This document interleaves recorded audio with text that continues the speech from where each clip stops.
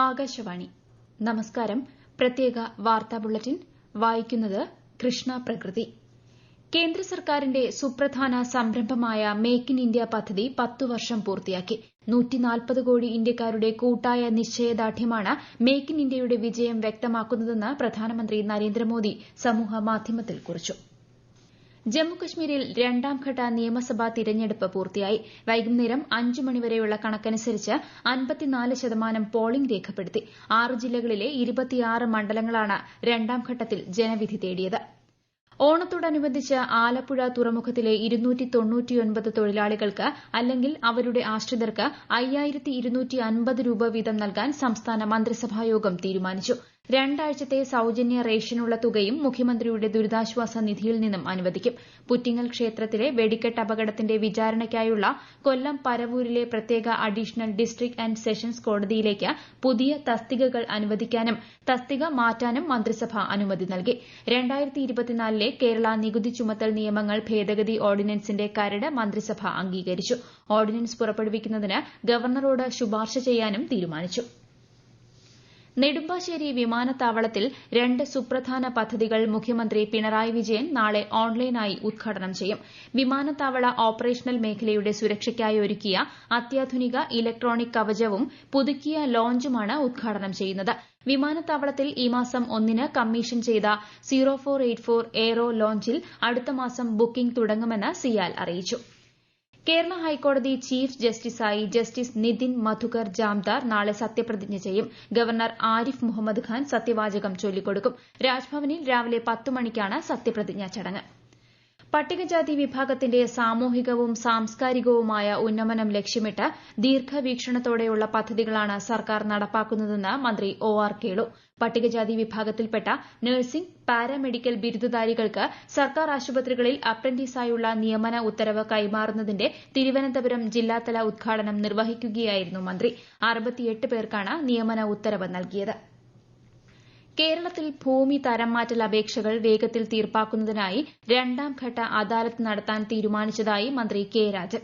October 25 മുതൽ November 15 വരെ താലൂക്ക് തലത്തിലാണ് അദാലത്ത് സംഘടിപ്പിക്കുക. ഓരോ താലൂക്കിലെയും സമയക്രമം നിശ്ചയിക്കുന്നതിന് ലാൻഡ് റവന്യൂ കമ്മീഷണറെ ചുമതലപ്പെടുത്തിയതായി മന്ത്രി പറഞ്ഞു. കർണാടക ഷിരൂരിൽ മണ്ണിടിച്ചിലിൽ കാണാതായ കോഴിക്കോട് സ്വദേശി അർജുന് വേണ്ടിയുള്ള തിരച്ചിലിൽ ഇന്ന് നിർണായക കണ്ടെത്തൽ. ഗംഗാവലി പുഴയിൽ നിന്നും അർജുന്റെ ലോറിയുടെ ക്യാബിൻ പുറത്തെടുത്തു. ക്യാബിനുള്ളിൽ നിന്നും കണ്ടെത്തിയ മൃതദേഹം കൂടുതൽ സ്ഥിരീകരണങ്ങൾക്കായി ആശുപത്രിയിലേക്ക് മാറ്റിയിട്ടുണ്ട്. തിരുവനന്തപുരം മുട്ടത്തറയിൽ ഫിഷറീസ് വകുപ്പിന്റെ പുനർഗേഹം പദ്ധതിയിൽ മത്സ്യത്തൊഴിലാളികൾക്കായി നിർമ്മിക്കുന്ന ഫ്ളാറ്റുകൾ അടുത്ത വർഷം ഫെബ്രുവരിയോടെ നിർമ്മാണം പൂർത്തിയാക്കി കൈമാറുമെന്ന് മന്ത്രി സജി ചെറിയാൻ.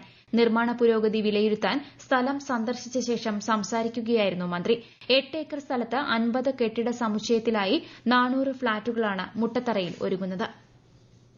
കോട്ടയം എറണാകുളം റൂട്ടിൽ മെമു അല്ലെങ്കിൽ പാസഞ്ചർ സർവീസ് ആരംഭിക്കാൻ അടിയന്തര നടപടി സ്വീകരിക്കുമെന്ന് റെയിൽവേ ഡിവിഷണൽ മാനേജർ ഉറപ്പു നൽകിയതായി ഫ്രാൻസിസ് ജോർജ് MP അറിയിച്ചു. പാതയിലെ രൂക്ഷമായ യാത്രാക്ലേശം സംബന്ധിച്ച് റെയിൽവേ ഡിവിഷണൽ മാനേജരുമായി നടത്തിയ ചർച്ചയിലാണ് തീരുമാനം. അടുത്ത ഹജ്ജ് തീർത്ഥാടനത്തിനായി ഓൺലൈൻ അപേക്ഷ നൽകിയ യോഗ്യരായ അപേക്ഷകർക്ക് കവർ നമ്പറുകൾ അനുവദിച്ചു. മുഖ്യ അപേക്ഷകന്റെ മൊബൈൽ നമ്പറിൽ SMS ആയും ഹജ്ജ് കമ്മിറ്റിയുടെ വെബ്സൈറ്റിലും കവർ നമ്പർ ലഭ്യമാക്കിയിട്ടുണ്ട്. കേരള സംസ്ഥാന ഹജ്ജ് കമ്മിറ്റി മുഖേന ഇതുവരെ 19,210 ഓൺലൈൻ അപേക്ഷകളാണ് ലഭിച്ചത്. പക്ഷിപ്പനി നിയന്ത്രണത്തിന്റെ ഭാഗമായി കോട്ടയം ജില്ലയിലെ 3 താലൂക്കുകളിൽ നിയന്ത്രണവും പരിശോധനയും ശക്തമാക്കും. കോട്ടയം, വൈക്കം, ചങ്ങനാശ്ശേരി താലൂക്കുകളിൽ ഡിസംബർ 31 വരെ കോഴി, താറാവ്, കാട ഉൾപ്പെടെയുള്ള പക്ഷികളെ നിയന്ത്രണ മേഖലയ്ക്ക് അകത്തേക്ക് കൊണ്ടുവരാനോ പുറത്തേക്ക് കൊണ്ടുപോകാനോ പാടില്ലെന്ന് നിർദ്ദേശം നൽകിയിട്ടുണ്ട്. ഈ പ്രദേശങ്ങളെ പൂർണ്ണമായും നിയന്ത്രണ മേഖലയായി പ്രഖ്യാപിച്ച സാഹചര്യത്തിൽ തുടർ നടപടികൾ ചർച്ച ചെയ്യാൻ ജില്ലാ കളക്ടറുടെ അധ്യക്ഷതയിൽ യോഗം ചേർന്നു. യുവനടിയുടെ പീഡന പരാതിയുടെ പശ്ചാത്തലത്തിൽ നടൻ സിദ്ദിഖിനായി പ്രത്യേക അന്വേഷണ സംഘം തിരച്ചിൽ ഊർജിതമാക്കി. സിദ്ദിഖുമായി അടുത്ത ബന്ധമുള്ളവരെ ചോദ്യം ചെയ്യുന്നതായാണ് റിപ്പോർട്ട്.